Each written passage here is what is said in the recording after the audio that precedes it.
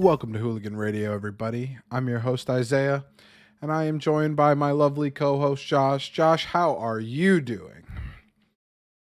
I'm doing great. I just listened to that new intro via our Twitch stream, and that sounds dope as hell. So Thanks, I'm buddy. really excited about that. I hunted that one down from the depths of the interwebs. Big fan of it as well. I'm glad that you guys like it. Zach, on my flank, how you doing, buddy? Great. Nice. He's got my back. He's got the finger guns. Always come prepared. So for those of you listening, we're on our second episode from the stream. You can catch us on Twitch, twitch.tv/Hooligan Radio. You can also check out some of our VODs on YouTube, looking up Hooligan Radio. We also have some clips if you don't necessarily have the time to watch a full VOD. Thanks for editing those for us, Josh. It's a big help for sure. But I think we can get right into it on something I teased on the last stream. Since the last stream, I have got my vasectomy, boys. Whoa! Hey. I'm open for questions. I'm fully healed at this point, I think. Did it hurt? First question was, did it hurt? No, not necessarily. How big was the knife? I didn't look. I'm just gonna fast give my Rapid question. Were you put under? No. They ice it? Did I ice it? Like, what, did they numb it, or was it like? Yeah. So when I went to the urologist I went to gives you three options. You can either do it just with local anesthetic, like they'd shoot you up with lidocaine so you can't really feel anything. You can do it with laughing gas, or you can be put under completely. Or bite on a belt. Or you can bite on a belt and go dry. No. Yeah. I took the laughing gas option because I didn't want to bite on a belt. Absolutely. Yeah. Yeah, and I with the laughing gas option, you can drive yourself home afterwards. After about like 15 minutes after the procedure, you're pretty much good to go. So, yep, I went in there. It was about 2 hours that I was there. 1 hour was waiting on the doctor to finish a procedure before me. And then I was probably in the room for 45 minutes. And then 15 minutes after that, I was pretty much cleared to drive from my laughing gas experience. For about the next 5 hours or so, it didn't really feel like anything. I was ice on, ice off for about 20 minutes or so. And I had some stitches that were dissolving stitches after about 10 days. They were dissolved. It was like 10 to 14 days was it. But yeah, it was fine. It was like, I described it to one of my friends who is a doctor so that he was be able to describe it to some of his patients who are looking to get it done as like, with the numbing, it felt like somebody was trying to give my privates a haircut. And I was like, okay. So you know how like sometimes when they pull on your hair to kind of cut it? Okay. Like it felt like the tugging on the skin whenever somebody like pulls your hair to kind of like lengthen it out and stuff. Yeah. But that was really all it felt. There was really no pain. Did you expect more out of it? Did I expect more like recovery or pain or anything like that? Yeah, like more of a procedure, I guess. Because it doesn't sound like it was necessarily too demanding. Like you said, you drove home and stuff like that. It almost sounds like this guy gets like 8 done a day. So it seems like it's a sort of simple procedure. Yeah, it was definitely, I mean, it seems like getting your wisdom teeth out is more of a procedure than getting a vasectomy. I just did that. Huh? I just did that. Yeah. Like I said, in and out in less than 3 hours. My recovery time, I think it's just they have like we have a perception of what a vasectomy is from whenever we're younger, and I think that like all of modern medicine has just progressed so far from that we don't necessarily. It's just not the same thing. Cleaver. Right? People are. I'm envisioning like 40-year-old guy like on the couch icing his balls for 2 weeks. You know? Yeah, like, that's the vision we're given. Right. I think that they've gotten better tools than back then before, but I wasn't laid up or anything. I was like low key the first day, like obviously not really doing much, but like the second day I was picking up the baby at Nova and I was fine. The stitches were not bad. They like, they dissolved literally, I think Thursday or something like that. They were pretty much gone. Not a ton of pain. It was good.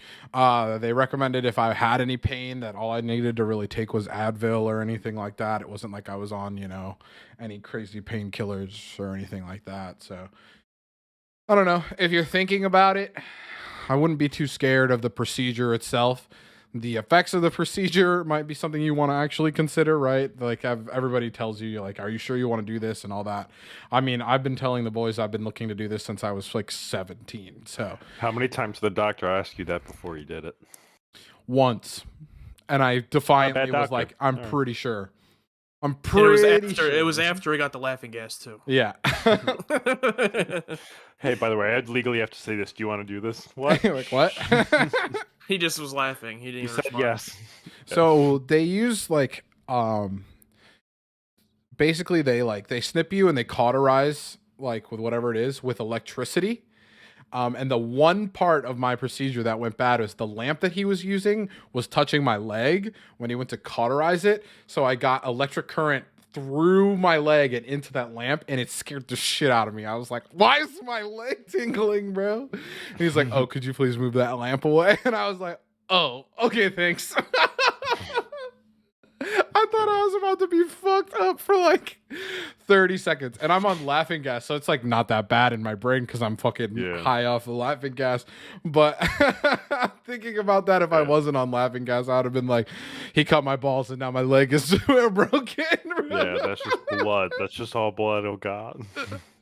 So I know you said that you've been wanting it for a long time. I mean, what led to that decision though that you've been so adamant about it? I never.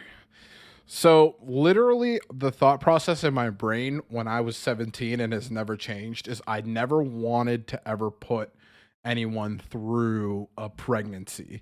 I've never like wanted a kid so bad that I would want to put somebody through the physical experience of being pregnant and having a birth. And that was enough for me to be like, yeah, I will end up getting, a vasectomy to make sure I never accidentally do that to somebody, right? Or make them go through the decision making of, getting an abortion or anything like that. I never want to put somebody in that situation. So in my head, the means to make sure I never put that in was get a vasectomy myself. Because people understand like women go through like so much when being pregnant. They go through so much with being like on birth control to avoid that and all that other kind of stuff that I was like, it's simple for me to get a vasectomy and avoid all of that like whole endeavor really is what it came down to. And I had that thought process pretty young, but I knew for a very long time that I never really wanted to put somebody through that. And I never wanted a kid so bad that I would put somebody through that. That was my long-term thought process. And then after 10 years of having that thought, my belief did not feel like it was going to change. Yeah. Not a quick decision, yeah. Right. So even in a world where the person wants me to wants that, it felt like I could not live with myself putting somebody through that and putting them, laying them up for almost 9 months, right? And being through all that pain and kind of stuff is just not something I felt like I could do to somebody.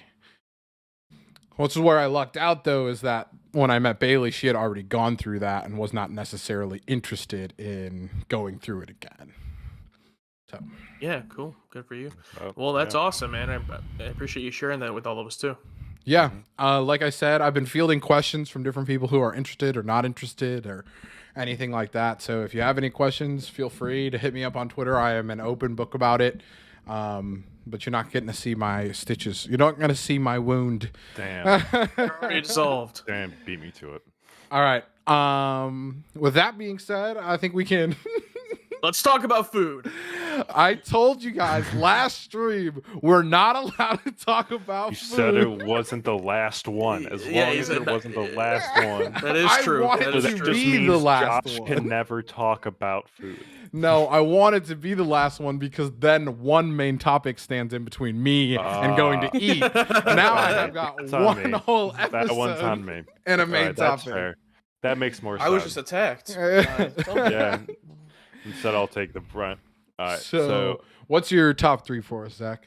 So it's food related. Spoiler alert: we're gonna do the top 3 food courts slash stands at the mall because nothing is. I don't know if the word's convenient, um, but nothing is easier to do than to get pulled in by one of these food stands or food courts in the mall, in my opinion. Yeah, I completely agree with what you're trying to say there is like the food court is the most convenient place to eat because then I do not need to agree with somebody on where we're going to eat. If we go to the food court, everybody can get whatever they want and we can all just eat together.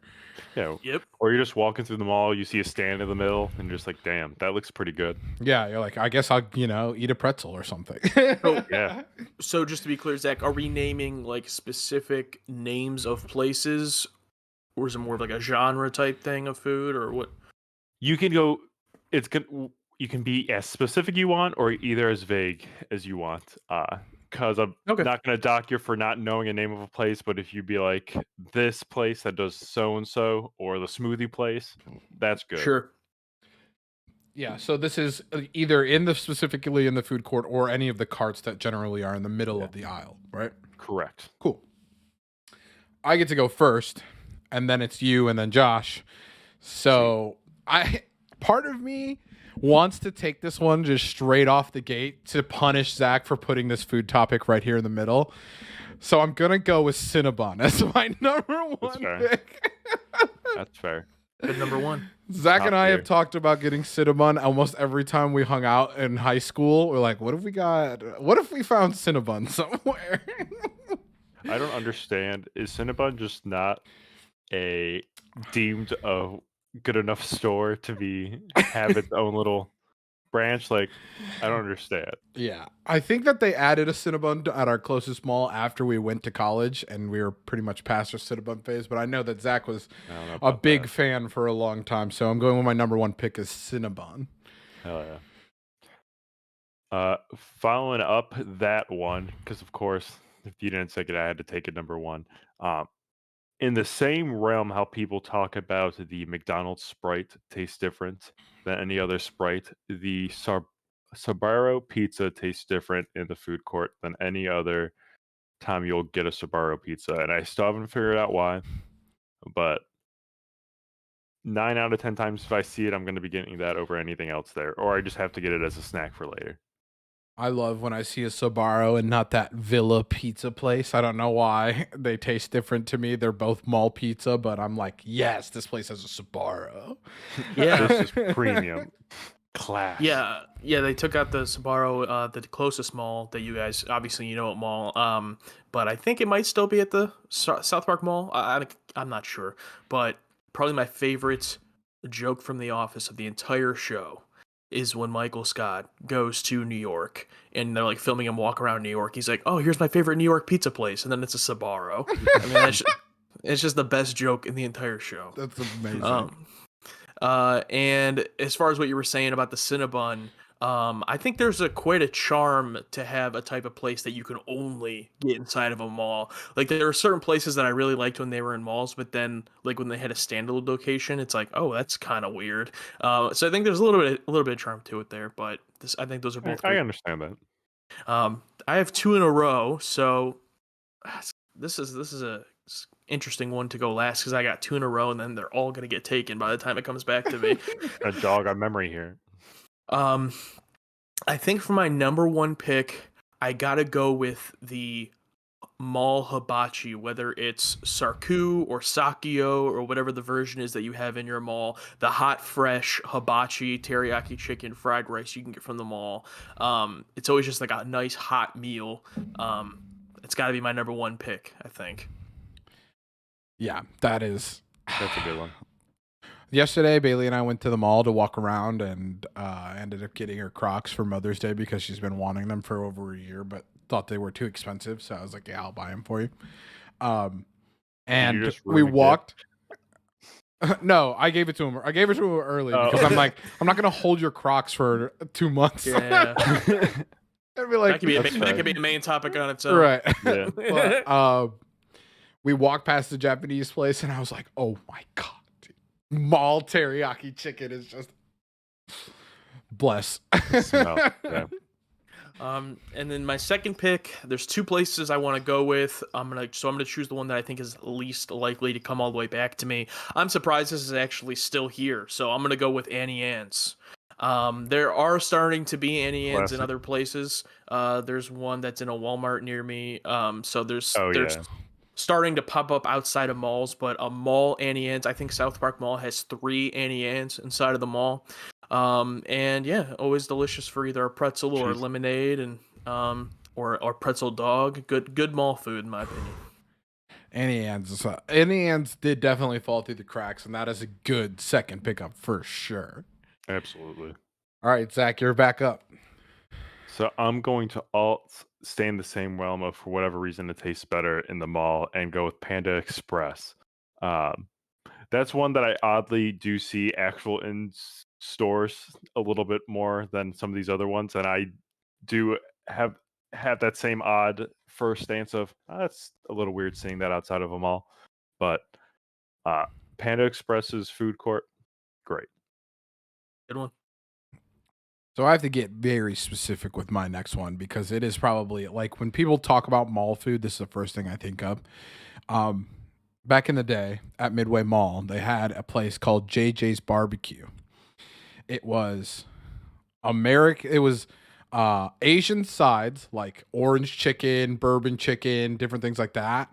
But American sides, you could get mashed potatoes, you could get mac and cheese, you could get fried rice, you could get all these other things.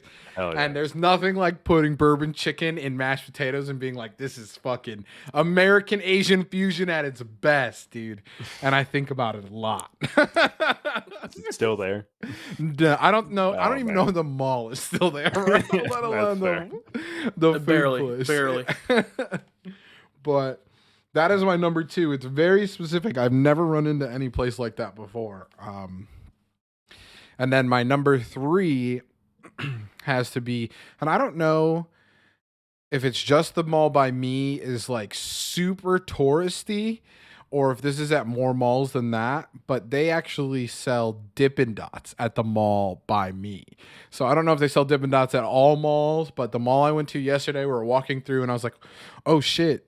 First of all, the lady at the Dippin' Dots stand looks bored because it's 10:30 in the morning. Nobody's eating Dippin' Dots, but Why are they you sell Dippin' open? Dots at the mall. And I had to go for it. So I'm gonna take Dippin' Dots. It might not be a first rate pick, but I saw him yesterday and I was like, oh yeah, I gotta grab some Dippin' Dots sometime, bro. Yeah, for sure. All right, Your last Zach. one? My last one, and this one's going to be very specific, but also very vague. I don't know why, but I am a sucker for a crepe place at a mall. If I see it, I'm probably going to get it. And specifically, there's one at Great Northern that is lined up with walking in. That every single time I see it, I'm like, oh damn, they got me. They didn't even have to ask me or like see it. I just get a glance. I'm like, yep, The got me. Nashville's Farmers Market has a crepe place, and I don't think I've ever had crepes. Maybe like a Bob Evans crepe or something like that, like a generic place. But I had it for the first time, and I was like, they put sweet and savory stuff into crepes. I was like, these are the most versatile food I've ever seen. The crepe is the universal pancake. What is that? Is Zach, it have a you ever gone pancake? to, Is it a tortilla? I don't know. Zach, have you gone to crepes in the city at Cracker Park? No, not at Cracker Park. I also don't know if I've been up there since that's open though. Sure. But Yeah, that no, might be it's the first really stop when good. I come up there next. Yeah, no, it's very good. Only place I've had crepes, but yeah, very good. So first I want to say fuck you, Zach, because I am now very hungry. But my last pick Rock on. is going to be a frozen yogurt self-serve.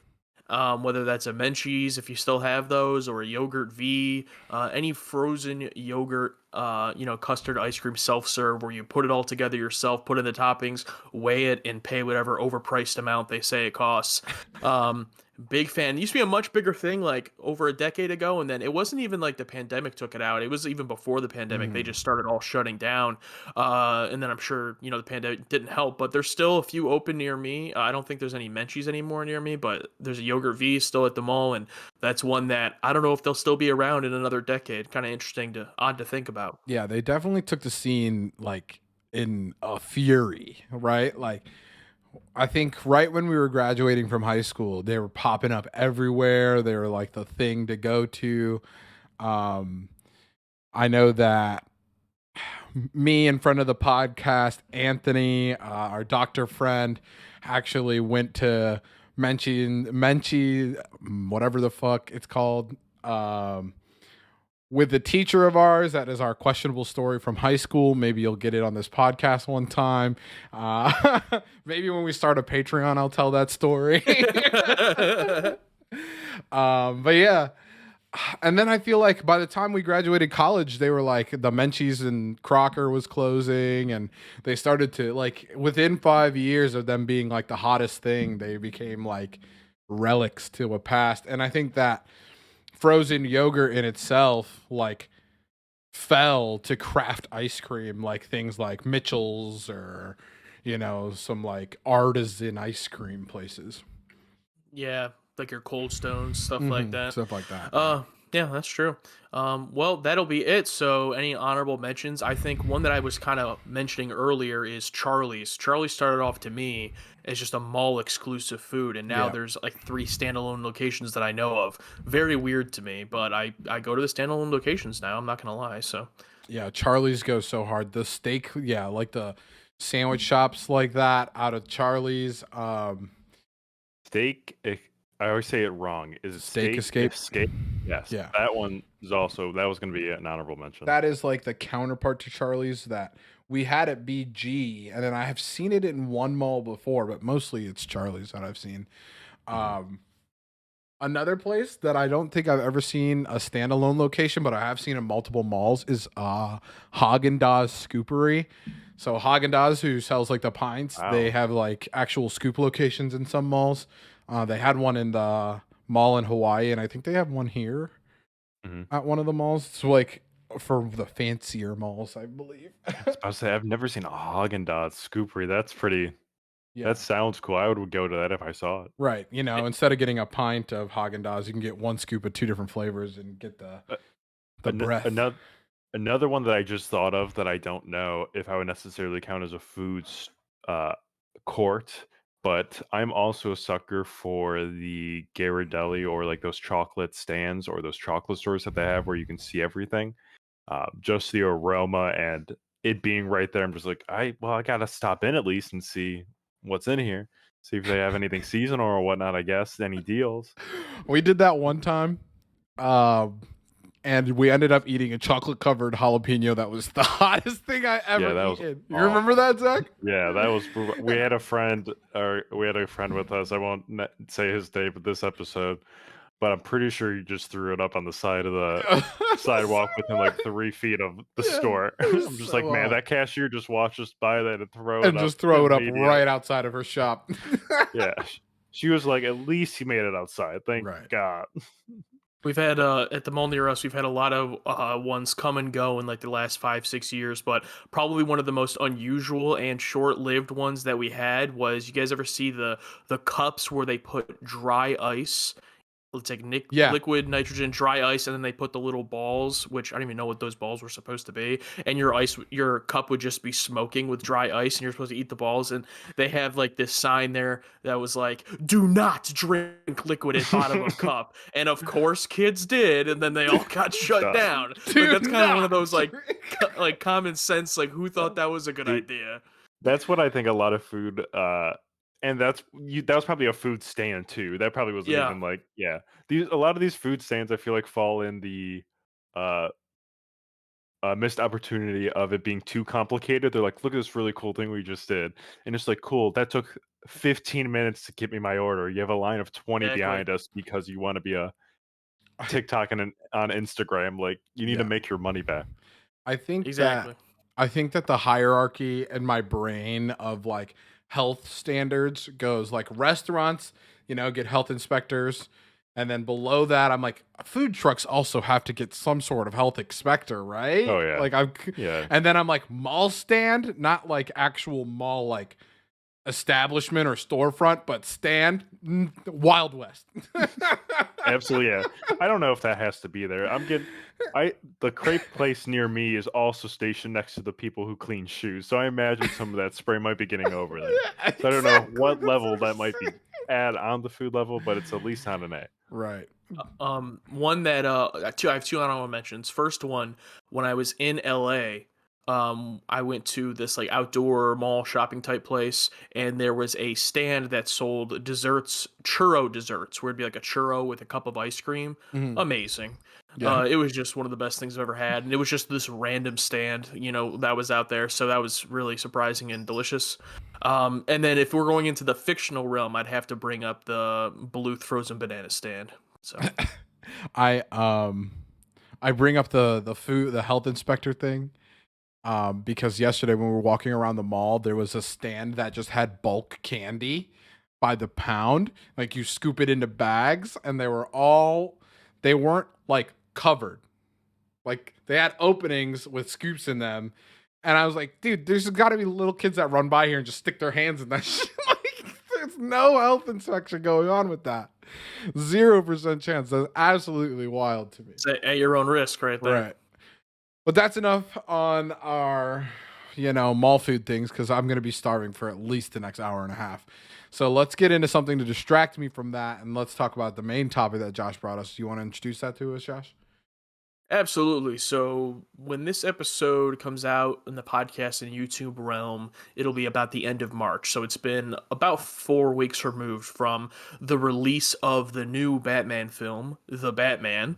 And of course, anytime there's a new superhero movie coming out with someone new portraying the character, it causes a lot of comparison, a lot of buzz online, and we also will talk about it. So when, a couple years ago, when Far From Home was coming out, we all did a Spider-Man topic of the best Spider-Man, and then what do you know, a couple years later they all show up in the same movie. But today we're going to be doing a similar topic, except it's going to be a little bit different. So we're going to be talking about best Batman movie. So difference between this and the Spider-Man topic we did is that we're not going to be talking about specifically the actors portraying Batman and comparing who is the best Batman.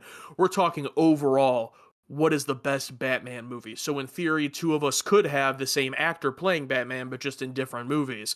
We're comparing the movies themselves. So we're each going to pick one. Basically, how we're going to do this, we're going to have just each of us introduce what movie that we're going to be debating for, and have a little opening to describe why that is their favorite Batman movie. I don't expect a lot of argument or division in this one like we did in our Spider-Man episode, just because I'm pretty sure we probably all either like all these movies or haven't seen all of them. So there's probably not going to be as much arguing with each other, but we're just going to start off with introducing what movie we picked and why it's your favorite Batman movie. So we're going to be doing Isaiah first, then Zach, then myself, and then once we've all introduced it and given kind of like our spiel, then from there, if anyone has anything to defend or say about each of the movies, we can go from there. We will be posting a poll on Twitter after this episode hits YouTube and the audio podcast. So based on the arguments, not just what's your favorite movie, but based on who makes the best argument, we'll see what the fans decide as well there, and revisit that on the next stream. So Isaiah, I'll throw it over to you first to introduce what your favorite Batman movie you'll be arguing for today is. Yep. So my favorite movie, or my favorite Batman movie, has got to be The Dark Knight. We got Heath Ledger in there. It's just so good. It's so classic Batman. It's the first thing I think of when people talk about Batman. And I'm happy that we're not necessarily arguing about Batman, but we're arguing about the movie, because I think with Heath Ledger's Joker really brought that movie and put it kind of into the stratosphere for me. So yeah, I'm going with the Dark Knight. All right, what then about Zach, you can go next. So I'm going to be arguing and discussing the Batman film, the most recent adaptation of it. I think it's probably one of the better Batmans, especially in the recent years. Arguably going to be trying to argue the best one out of the three here, with just its take on it overall. It's not what we've seen with essentially the last several films and series, whether it's animated or TV series, live action, etc.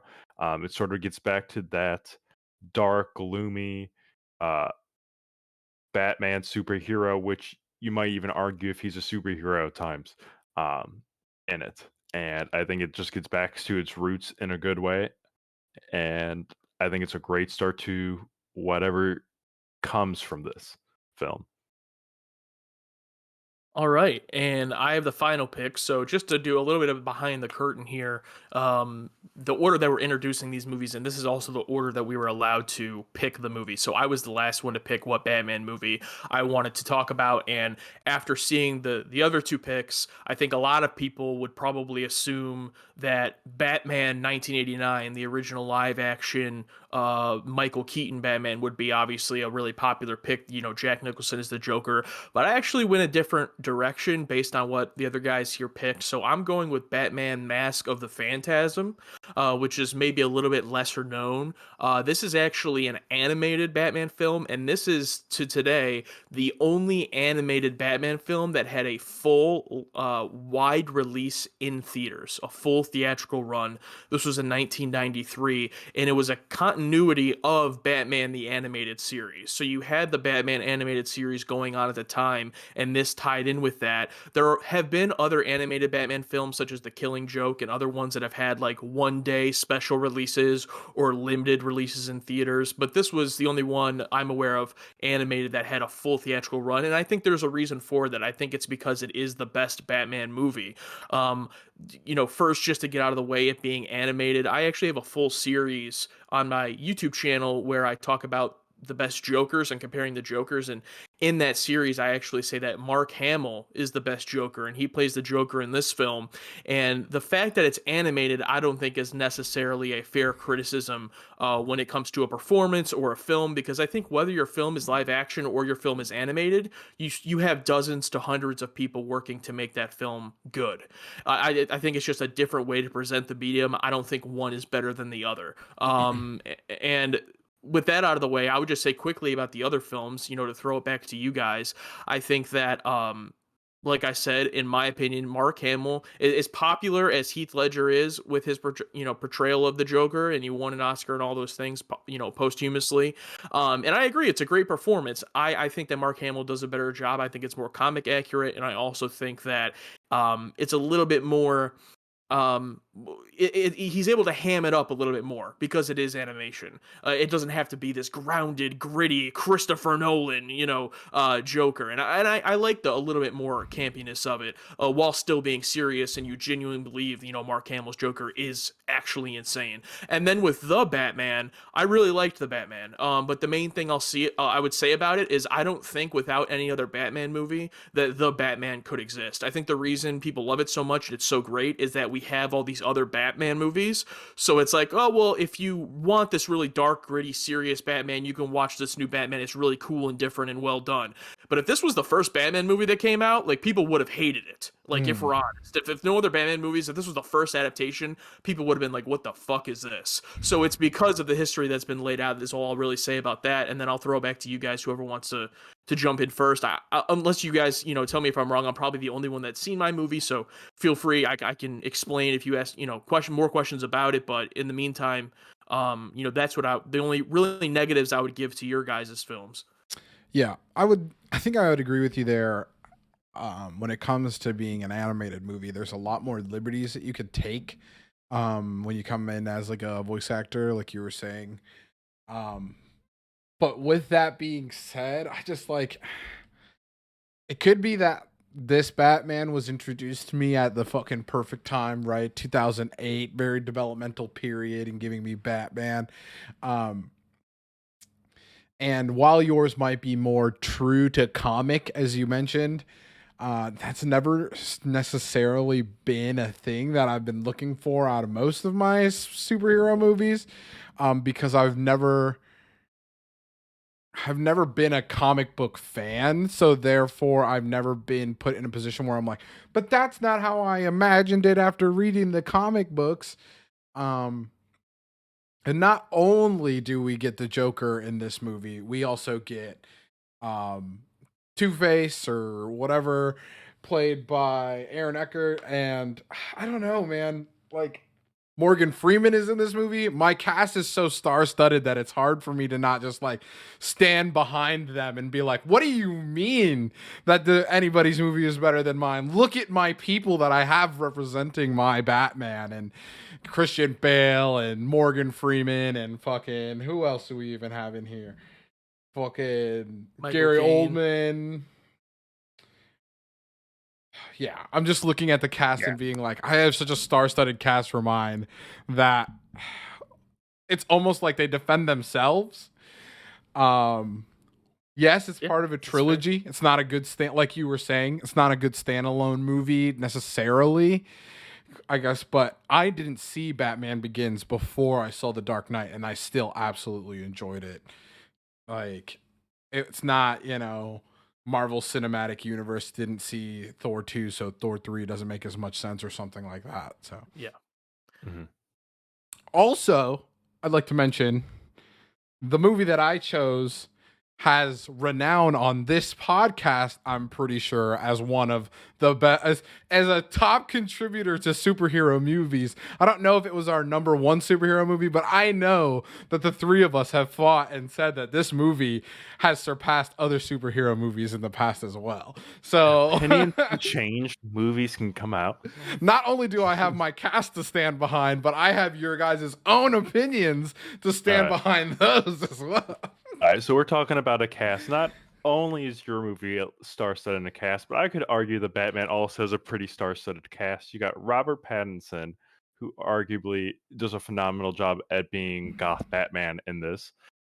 You have the likes of Paul Dano, who kills as the Riddler. His adaptation on what the Riddler would probably be like in a real sort of what the Riddler could be in a real uh, villain like atmosphere in this real world. I think this is what it would have been. I like that they didn't take the glorious comedic route with the Riddler, and he sort of made it more of a terrorist group slash individual. Which again, you're sort of making that you're bringing it to real life and bringing that terror to people with it, which fits the overall gloom with it. Back to the cast, you have Jeffrey Wright. You have Colin Farrell. I can't remember the name of the actress. Why am I drawing a blank? Zoe I'm gonna Kravitz. need it. Thank you. I was about to look it up. Zoe Kravitz. So I could argue that it might not be as renowned as the Yeah, they're uh both really good. yeah, and especially with how much time has sat with your film, where those actors and actresses have been able to go on and do other things, be like, wow, look at them in this. This one's still fresh on everybody's plate. We don't know exactly where everything's going to go from here. Yeah. You can go ahead, Isaiah, if you have some. I feel like I think that the 2022 Batman suffers from one of the things that kills me the most in trying to make this as the best Batman movie is that it comes so late and after so many different adaptations of the Joker that it ends up using the Riddler in a way to feel unique, which then as a Batman movie doesn't necessarily feel as good as a movie that has the Joker, the most iconic of the Batman villains as You the main villain. You know what I mean? you Because could you don't want to argue follow he up. You don't makes want an to follow appearance. up Joker, right? With Joker in the Batman. So we end up using the Riddler and getting away from a true to form kind of Batman villain. The Riddler felt kind of like a side villain in all of the Batman stuff I kind of got up. And like giving their time in the sun is fine, but that iconic villain of being the Joker is what I normally come to Batman content for, I guess. Mhm. Yeah, I think Isaiah's hitting it on the head when it comes to how I felt about the Riddler in this movie. In Mhm. the Batman, I think that it's. I agree with you, Zach, that it is probably realistic too. If the Riddler was a real life villain, he would be like this QAnon dark web, terrorist attack type villain, domestic terrorist attack type villain, and I think he does that really well. However, I can't help but while I'm watching the movie, and I'm not going to go into spoilers. It's been out for like a month, but you can spoil as much as you want, Zach. But I'll just simply say, I couldn't help but watching it definitely during some scenes later on in the film and just thinking, wow, Paul Dano would have been really great as the Joker. Like almost as if the movie was written for someone to play the Joker, and then they're like, well, we can't do the Joker, like Isaiah's saying, so let's do the Mhm. Riddler. And it just comes off as like the same thing. And there are things in the movie that allude to it, as you said, that it's like, wow, this guy would get really along with the Joker because they're kind of the same person almost. And I think he does have a point that, it sucks to see the Joker over and over again, but it is because it's such a great villain that it's going to be so hard to ever top it, to the point where other villains just come off as cheap knockoffs of the Joker. Like Riddler is almost like it's basically the Joker, except he does riddles, you know. Yeah. Not to take anything away from his performance, because my second point would be, when I think about the Batman, Paul Dano as the Riddler, Zoe Kravitz as Catwoman, Jeffrey Wright as Gordon in the movie. I'm like, wow, there's all these great stories, these great characters. You don't really get a great Batman though, and I love Robert Pattinson. I think Good Times is one of my favorite movies. I think he's awesome, and he does fine in the movie. But the material written doesn't really give you a strong Batman. It almost gives you like an idea of Batman in the film. He's more of an idea and like a presence than the actual character himself. And because of that, it comes off a little bit like, for a film called The Batman, everyone else seems to really shine except for him. Isn't That's isn't that the point of it though? With that specific movie? It's because Yeah, it's not the more of the individual, it's more of the act of the Batman and what he that sort of means for the city and yeah. what that led to. I can definitely agree with that. And I also think that's why one of my favorite scenes of the Batman was the opening scene of Robert Pattinson's narration about the Batman. And you see like these criminals committing crimes, and Batman's basically like, I can't be everywhere at once. That's why the bat signal in this movie, it is used as a way to call Batman to Gordon, but it's also a use of fear, right? And he says fear is a tool, and these criminals, they see the signal and then they look over into the shadows, and even though the Batman's not there, the fear is there. And I really loved that. But I think that just goes back to the point I said earlier, where that would not have worked if there hadn't been a dozen other Batman movies already. Because if that had been the first iteration of Batman, people would not have bought into that character. I'm talking from a mainstream Mhm. sense. Like Isaiah was saying, not the comic book lovers. Those people are always going to be there.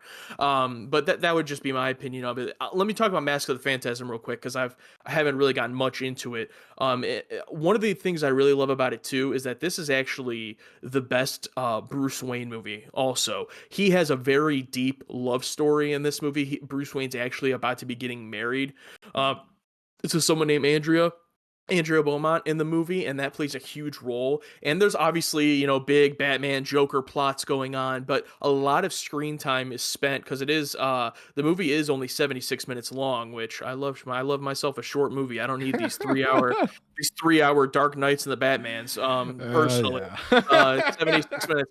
And a lot of that time is given to Bruce Wayne in this romance, and how tragic some of it can be because of him being Batman. And I really love that. We get a little bit of it with Rachel in The Dark Knight.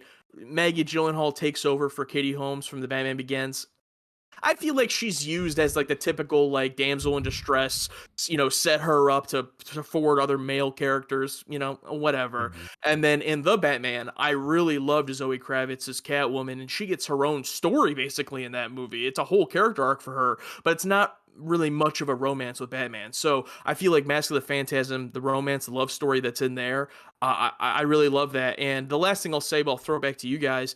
I think comic accuracy isn't really that important to me either. I'm not a huge comic book reader, but Mm. I just think to myself, if I had a kid or if I had a friend or someone I was showing to Batman, I actually think Mask of the Phantasm would be the first thing I would show him if they lived in this world where they weren't familiar with the character at all. Because even taking away the comic books, I think this film introduces like what Batman is, what Bruce Wayne is in that dichotomy. And once you know that, now go watch The Dark Knight, go watch The Batman, see these other iterations, these other takes of the character. But Batman Mask of the Phantasm is really that true sense of what the character is, in my opinion. Yeah. I think that when it comes to The Dark Knight versus Mask of the Phantasm, it really kind of comes down to things like you were mentioning, like the romance definitely falls to the wayside and I think in a way that makes you feel more invested in the relationship between Batman and the Joker in The Dark Knight Rises, right? Where they're almost like they're almost in like some sort of toxic crazy relationship, right, where like even in the end of the movie and be like, you need me in order to exist kind of ordeal, right?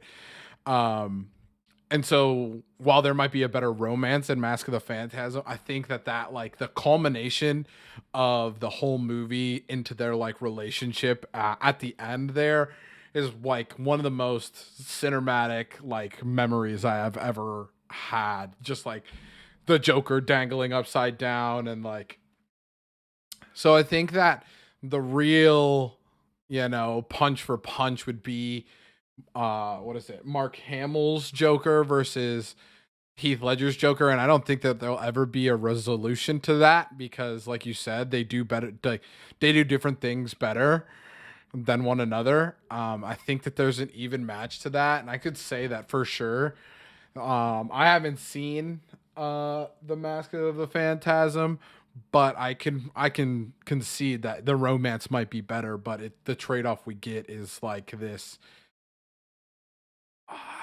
It's like it's not a romance, but it supplements the feeling there with the relationship between Batman and the Joker, um, with the last act of that movie.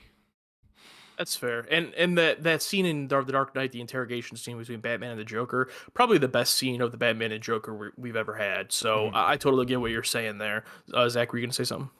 Yeah, I'll say a few things. So we'll first touch back on the romance. I would also argue that the Batman has its fair share of romance between Batman and Catwoman, um, eventually leaving to a rough decision for Batman or Robert Pattinson's Batman at the end of the film, whether to continue that or continue working towards Gotham being a better city. Uh, which you have that sort of internal struggle throughout, and that sort of forbidden love uh, feel to it throughout the film, which is nice change of pace to more of just the romantic, true love story side of a lot of these superhero movies.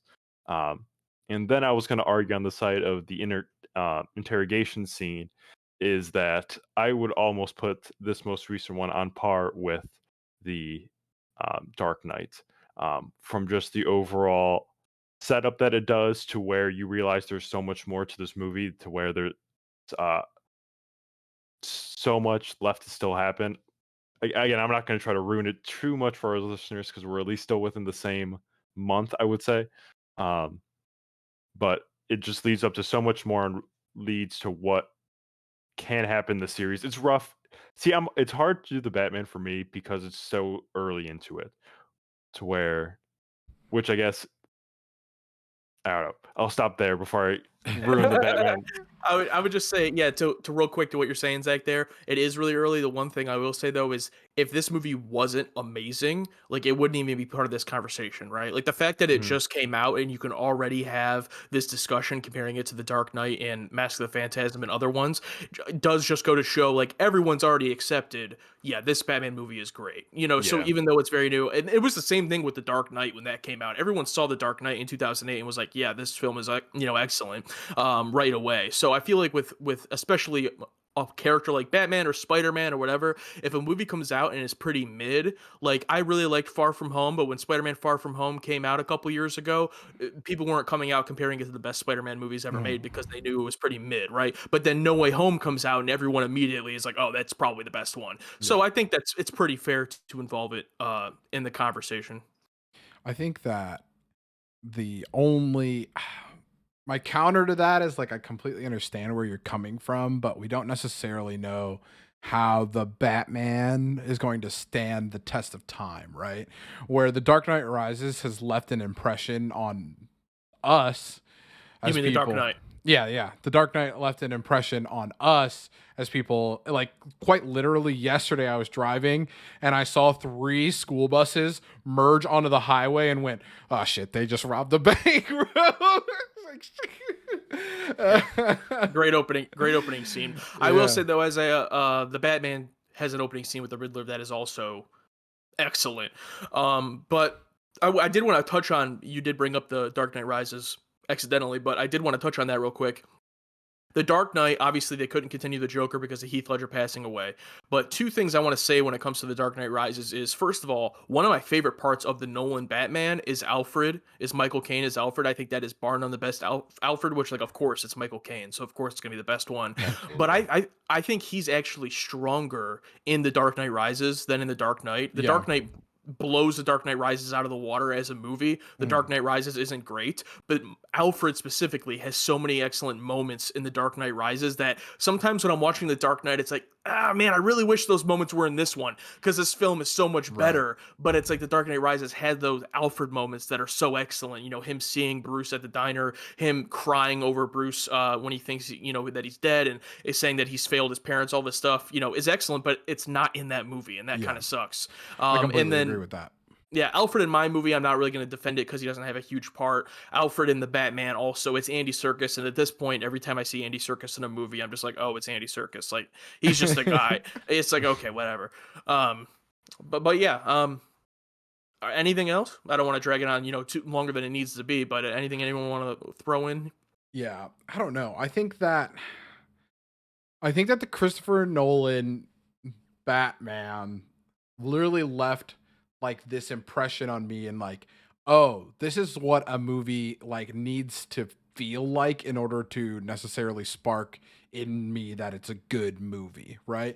So with The Dark Knight, like, it's 2008, right? I'm coming out of 8th grade, and it hit me at the right time, and I think that might be what drives it for me, is why it's my favorite. And I think that doesn't necessarily lend a lot of strength to my argument and being like, oh, I was in a developmental period, but also looking at it, that like the way that movie was conducted definitely shaped what I think like good action movies or stuff like that are like. And then to try to have that reprogrammed has been like really hard, and I think that's why I've struggled with a lot of the movies coming from, like, you know, the Russo brothers or the Marvel Studios, is because I'm like, this movie is what things should be like. It should make me feel this certain type of way, and then I run into other superhero movies and I'm like, this doesn't tickle the same itch. It doesn't get me on the edge of my seat as, you know. But not all of the movies are trying to be like that, because, you know, if they did, then they're measuring up against one of the better movies we've ever really talked about, I guess. Yeah. Mm-hmm. And I think that my argument there is that it is a standard, I guess, that we compare a lot of movies to, in at least in my world, where I'm like, well, you know, how does it fare against The Dark Knight? In my head, is this something I would say, oh, that's pretty good, it's on the level of The Dark Knight, or better or worse than The Dark Knight? It's like the gold standard for me when it comes to movies like that. Yeah. Are you cool with that being your last word on that? Yeah, I'm good with that. Closing statement? Okay. Zach, you want to give one closing for your movie? Yeah, I'll give a quick one here. My closing statement for this would be that it's essentially taking the Batman universe back to, I don't want to say its glory, but it's sort of taking it back from its roots of being in the shadows. It's not that sort of superhero glamour movie where your superheroes in the public's eye every single day of it. Sort of how it was preluded to before. You could argue, was the Batman even a hero in the sense in this movie and going forward with it? It's sort of more of a talk about the overall city and where it's at and the growth of much more than just a single superhero, but everything else going on around the city and the community there. And I think just from that scale and scope that it can possibly affect, that we could be seeing one of the better Batman films that we've seen. All right. Yeah, and I would just say, first of all three of these movies, you know, I really enjoy. You know, scales from absolutely love them to really enjoy them. If you haven't seen The Batman, you don't want to go to watch a 3-hour movie in the theater, or there's, you know, other reasons you don't want to go to the theater, that's totally understandable. But I would definitely recommend seeing it either once it's at home or whatever. And then Mask of the Phantasm, you know, even if you haven't agreed with my arguments here, if you haven't seen the movie, I just highly recommend it.